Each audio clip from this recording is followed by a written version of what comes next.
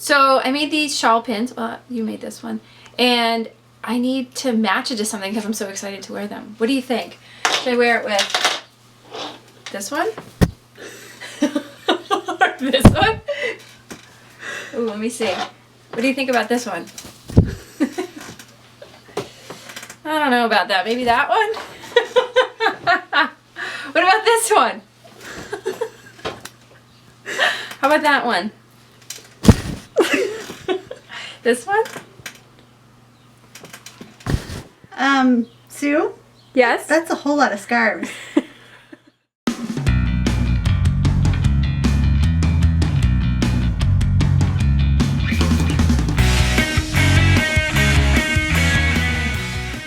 Welcome to A Whole Lot of Craft. On today's episode, episode 62, we will be making DIY shawl pins. We'll also be talking about our current knit-along, craft-along, and craft-a-thons going on, and see what the ladies are planning to do for summer. Join us!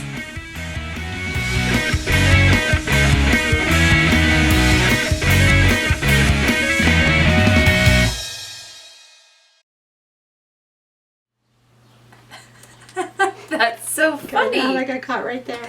How did I even get there? I don't know. Well, little tiny beads sitting on the edge of my drawer. And it's the same color even. That's so funny. Yeah. So I'll introduce myself, I guess. I'm Julia. And I'm Sue. And this is A Whole Lot of Craft. And we are in Sue's studio. A whole lot of inspired. Yeah. There's lots going on. Lots going on in the heads. Yes. There is currently a sew-along thread up in the Ravelry group for making a skirt with us, and that will be open through the end of June, at the very least. Mm-hmm. And then... So you have some time. Yes. Because we need that time. Yes. Yes. So hopefully if you guys are sewing, you're a good chunk of the way into your planning process at least. Yes. And then we also are doing at the same time a knit along using my new lateral thinking pattern, because not everybody is okay to sew. Some people are scared of sewing. And not everybody is okay to knit. Yeah. Some people are scared of knit. I know. So if you would rather knit than sew, I'm also going to be making another one of the lateral thinking shawls, and you guys are welcome to join along. And guess what? We're making shawl pins today. We are. I know. To go with the shawls. Yeah, and this is what I'm going to use. I've decided this is my latest, and I've shown you guys this before, but it's the Distelfink. I'm saying it wrong again. The Distelfink Hankette set in 6 colors. So, but mine is fingering weight, so I'm going to have to hold them all double, which will be interesting. 480 yards would make a very, very large shawl, and I don't want it to be that big. So, could be a cape. It could be, but it's supposed to be sport weight, so I'm going to double it and get closer to sport weight. Interesting. And go from there. Nice. Little tip: if you don't have the weight yarn you're looking for, choose a lighter weight, and I believe online there's conversions charts that'll tell you like how many strands you need to make. So you're actually holding 3 strands at the same time? Just 2. Well, 2. Yeah. So do you have 2 different balls of yarn?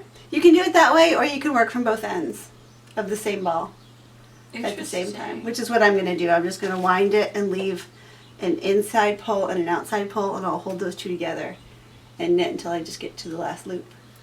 That just sounds like really, really hard. It's not as bad as you think. I think it's really, really hard. Because I have so much fingering weight yarn that, I'm going to make it work a little more in my favor rather than... It's good that you can do that. ...buying something special for it. So let's get started on that. I'm excited. Yes. So that'll be up on our Ravelry. Yes, it's going to be up there too. And one of our listeners, watchers, viewers, Amber, has a Ravelry group as well called Faith Love Craft. And she has asked us to announce that she's going to be hosting a craft-a-thon in her group. 55 categories. Wow. Yeah. So that sounds like a lot of fun, and I could probably throw a couple of my things into there as well. But I'm not sure when it's running until, but it starts June 1st. Nice. So you guys can check her out. Yes, definitely. Hopefully we can add some stuff to that. Yeah. Yeah, she's been very Go creative. Amber. I know. It's a lot of categories. That is a lot of categories. That's a lot of things to come up with ideas Yes. for. Yeah, Wow. so she and her, there's a co-moderator in the group, and the two of them have been busy at work. So, yeah, go check them out, too. Again, it's Faith, Love, Craft. We'll have it. We'll link it. We'll link it. Just From to the be Rattler sure. Group and the webpage, Yes. lottacraft.com. Yes. So have you been working on anything since we've last been here? I have been working outside because that's what happens in spring. I finished my patio and now I'm putting in a walkway. Ooh, how nice. Yes. I had one there, but I never quite finished it and all the grass grew up, so I'm redoing it. Okay. So I had visions that it was going to be done last weekend. Best laid plans, right? Right. But doing the walkway, because I have different size blocks, is very creative intensive. Trying to figure out how Yeah. because I want it to look like it just flows out of the yard, not like, hey, look, there's a sidewalk in the middle of your yard. Right. So that's what I've been spending all my time working Nice. on. And I also, I forgot to bring my samples out. Yesterday my daughter was doing a poetry book for a class project, and she's like, Mom, I need you to help me bind it. So I came up with all these different ways to bind it. Oh, of course, she was fun. like, I just want to tie bows. The easy But we way. could have done all these cool things. Yeah. I'm like, okay. Book fine. binding's really cool. It is. Maybe we should do that. Yeah, I wouldn't have the first clue where to start, but it was really neat looking. It is. It's a lot of fun. We got to go and visit a book archive down in, I don't remember where, but there was a historical site that we went to visit with the Girl Scouts, and they had books from the 1500s. I mean, it was very, very cool how these books were made, and just the different processes they use from today. Nice. Beautiful, beautiful. Yeah, maybe we books. should look into that and making journals Mhm. from heavyweight paper. That'd be fun. Yes. Future projects. Yes. I have not been working on, well, I've been working on stuff, but I have nothing to show for it because I'm working on a lot of stuff. Everything's this big. Yeah, I've been brainstorming and swatching, so I've got a little swatch of my newest idea here, just a little triangle that's going to be in blue. Nice. It's going to be really fun. I like the pattern. And I've ripped it out 4 times now and put it back together again, so. So you're creating a new pattern. So are you going from knitting and writing it down, or writing it down and knitting it? I've already charted it, so now I'm making sure the chart works. So this is a different for you though, right? A little bit. Because you usually knit and then write. Yes, yes. So it's not actually written, but it is charted. So then from there, it'll be pretty easy to write it Is down. that from when you went to that class Yeah. and learned how to do Yeah, that? That was kind what, like 2 years ago? Yes, the Shawl class was a while ago, and she showed us how to chart everything. So I just got out some graph paper and drew a general design of how I wanted it to look, and hopefully what's written there comes out the same way in the yarn. That should be interesting Yeah. to see how it does. Yeah, I found one Wow. mistake so far. So. In your charting? No. In my knitting, in the way I read the chart, I was off by. No, it wasn't the chart. It was off by. It was off by a row. That's what. Yeah. So it was the chart. Huh. And it's a little trickier, I think, to write it and make sure that you don't, especially when you're looking at squares, that your eyes don't get, buggy and Right. yeah. So. Yep. So there's that, and then I've been working on another sweater just because.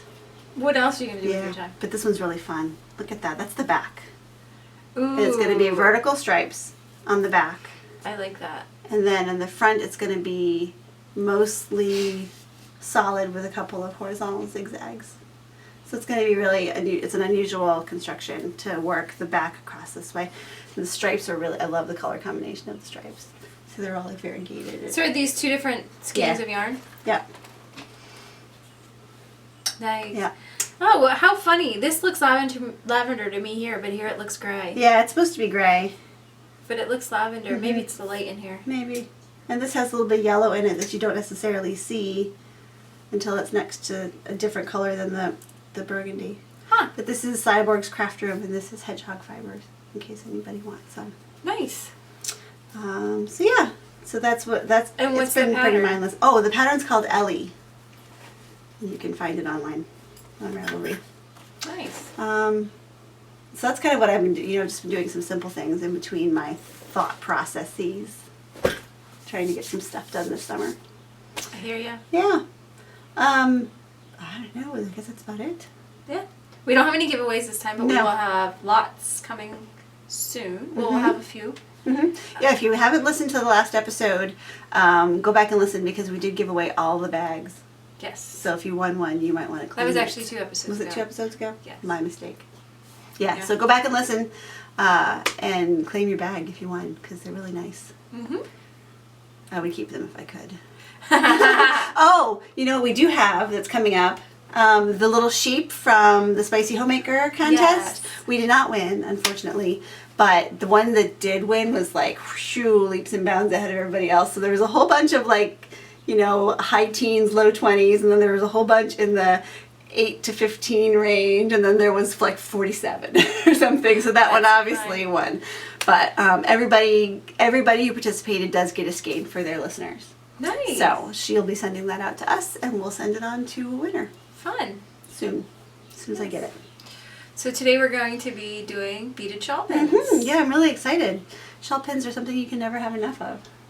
That's what I hear. Yeah. And these will work with woven. Right. Or scarves. Right. So it's a little more versatile than one that needs something with holes in it.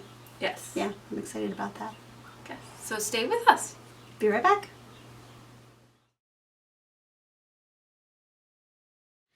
On today's DIY, we are going to make shawl pins. So the tools that you need to make a shawl pin are, you can get a pre-made shawl pin like this, some beads that I've selected here, either some wire, some head pins, some eye pins, or a variety. And then you need tools. You need a wire cutter, a chain nose pliers possibly, and a round nose pliers.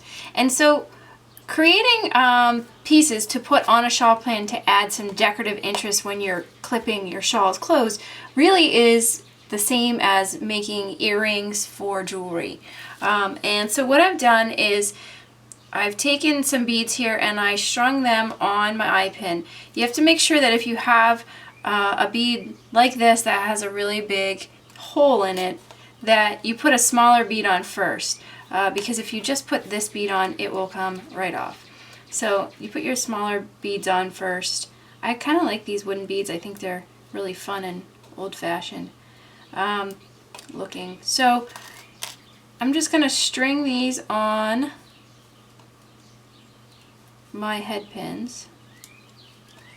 This one's going to be pretty close. The great thing about these is I don't feel like they have a lot of wear and tear, so you can just do a loop. You don't have to do the wire wraps around that you often see on earrings. And so I'm just going to put one more on here.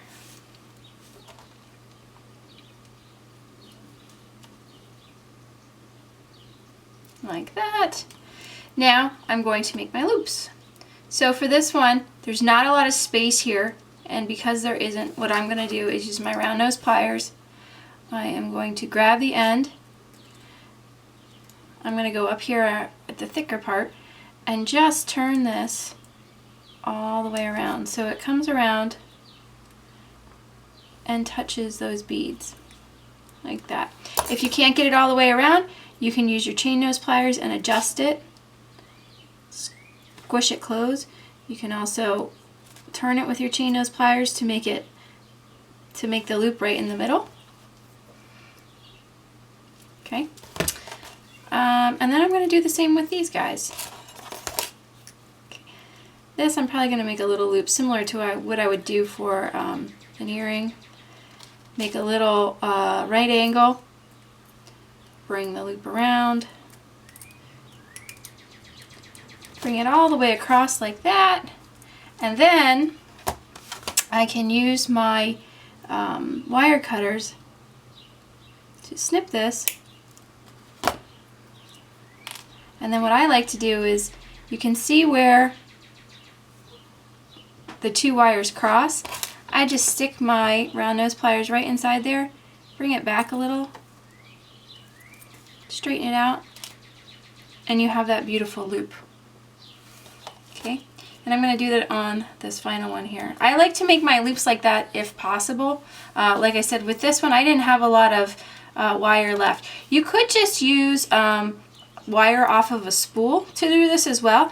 Just make sure that it's strong enough. If you use a really thin wire, if you get your beads on here caught on anything, it's going to bend and come apart. So let's do this again. We're going to snip it.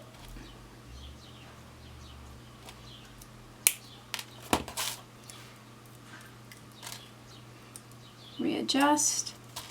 Usually when you buy eye pins that are made like this, they're made from a nice strong wire, usually like an 18 gauge hardened wire, and so they're going to stay together really nicely.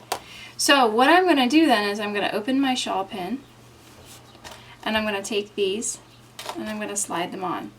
Now if you do it this way and you put it on the side that closes, what you could do is you can have one shawl pin and you could have a whole variety of these. Oops.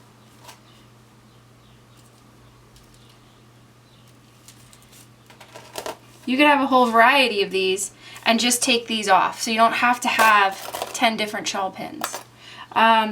If you decide you want a bunch of different shawl pins but you don't like the way that this sort of bunches up sometimes, there's a lot of nice movement there. If you don't like that, if you find really nice big hole beads, you can put those in between.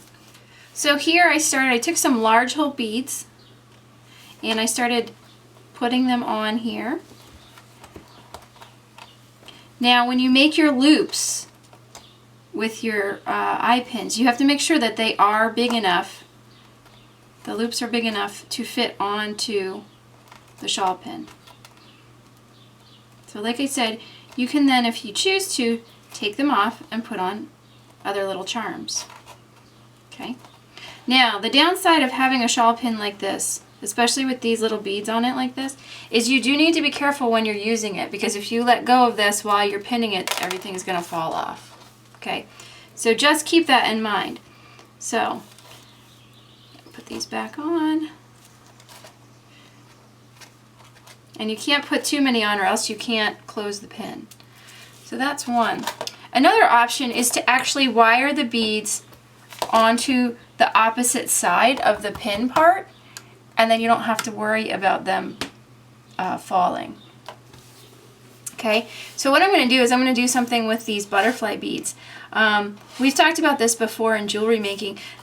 So these will move here, but the more connections you have, the more movement you have. You may want to go for that. Maybe you don't like that in the particular shawl pin you're using. If your shawl's really busy, you may not want to add more busyness to it. But what I'm going to do is I'm going to connect these little jewel drops to the butterflies. I'm going to do that by first putting my bead here on an eye pin, and I'm going to make a loop.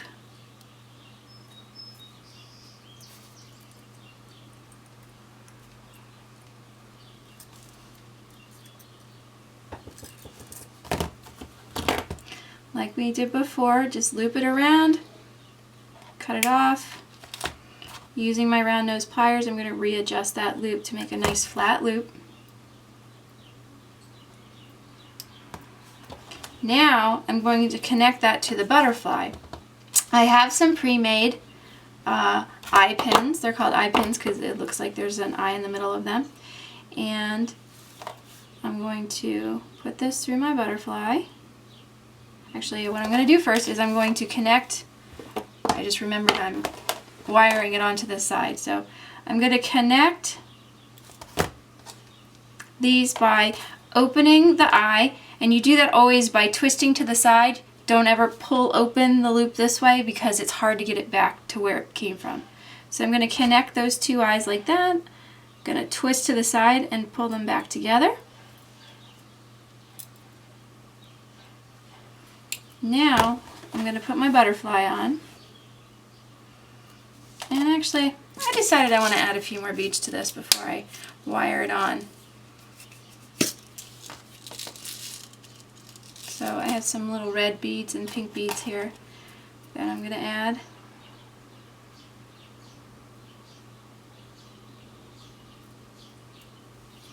Now I'm going to make my loop at the top. So I'm going to start up here, bend it to 90 degrees, and I'm going to grab the the thick part of the loop, because again, I want to make sure my loop is big enough to fit onto this eye pin.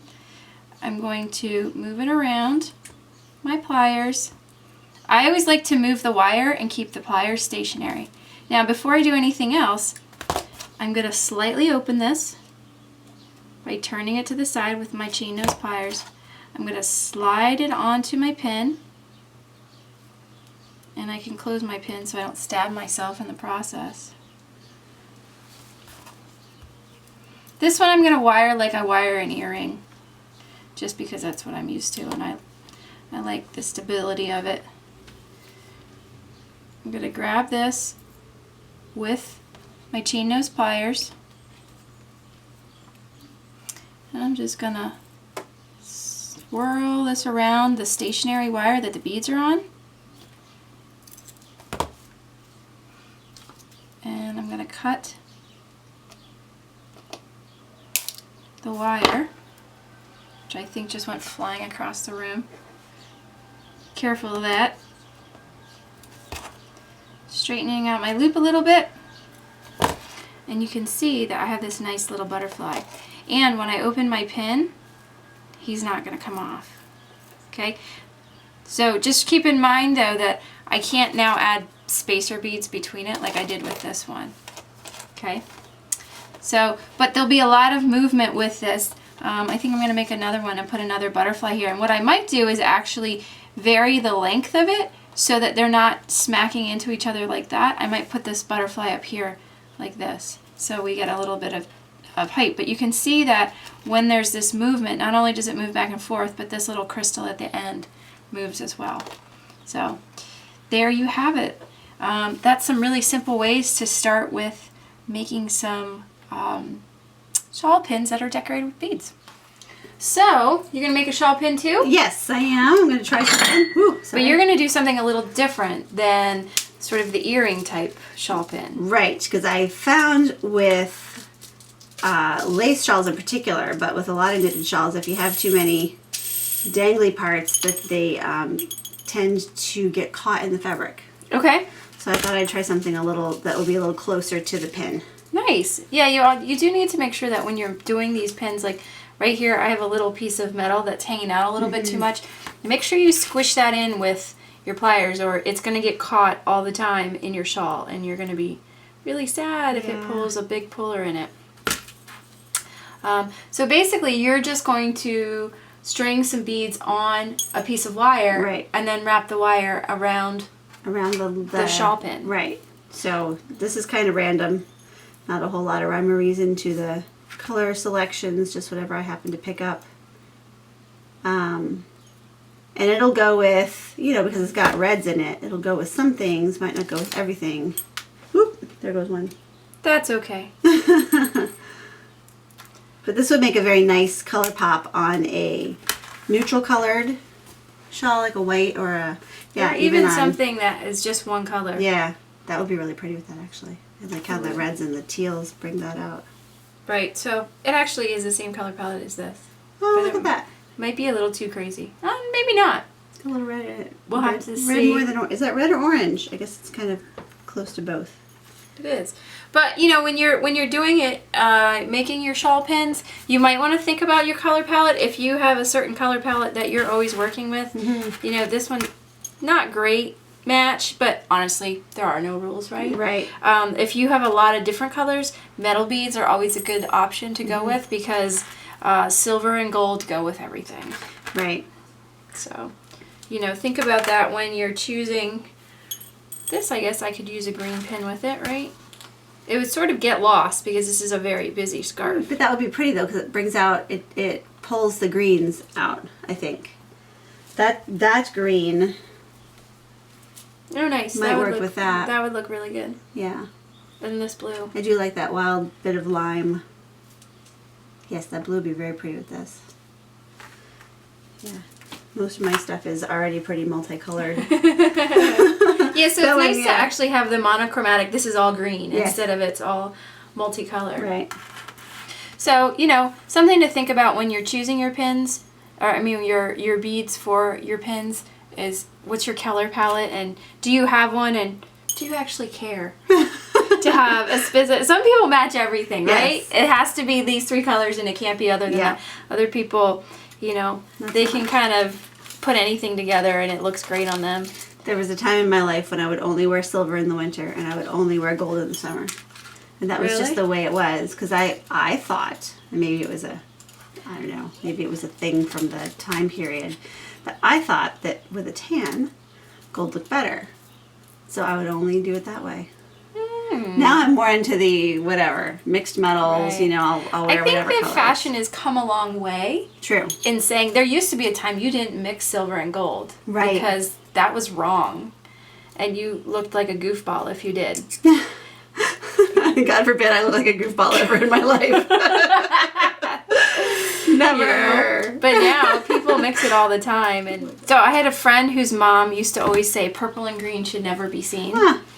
And because purple and green at the time was sort of the color of Peach Dragon. Yeah. From Disney. I could see that. And yeah, the colors I think are, I don't know if they've shaded it better now or found better ways to mix colors, blend colors so they're not so harsh. Is that what it was? It was just so... I don't know. You know, it's also just a product of the times, what people were wearing at the time and what was popular. And I just, this past weekend, watched with my friends St. Elmo's Fire. I'd never seen it. Oh my gosh, talk about the 80s. Yeah, I watched that one. I was very much enamored with Rob Lowe and all of them. I think it was just a little too old for me at the time because they're right out of college. Yeah. But anyway, it was we decided to. I had some friends over and we decided to watch it because we had never seen it. We were talking about all these old movies and to see the fashion of the time was really very that was a little too old for me too. My mom didn't like the idea that I went to see it. It was one of those. Yeah, Mom, I'm going to see Gandhi. No, I'm not. Yeah, I thought those guys were all very cool, and I wanted to be very much like them. They were all very cool. You know what's fun now, though, is to see those actors today and how, like, they are so stereotyped, and how fun it is to see them now and what they really can do. Right. Well, actually, we were talking about Rob Lowe, like the versatility of the characters that he's played and how he has come back in a huge way. Yeah, he's done very well for himself. He has, and some of the other ones, well, I mean, some of them are behind the camera more, but anyway. Wow, we're really getting off the subject. So there's mine. Oh, I like it. It's kind of which one would you decide? It looks like a double helix. Oh, that would be fun with that one. That would be really fun. It would. Nice. I think it would go with any of these. Yeah, it changes depending on what you put behind it. Yes, I think that there's a definite. That's why they sell them like this. Yeah, there's a definite color palette going on there. And if you really are, you don't have anything to wear, just stick it on your sweater for a little pop of color or something. Oh, that's fun. Here, little pin.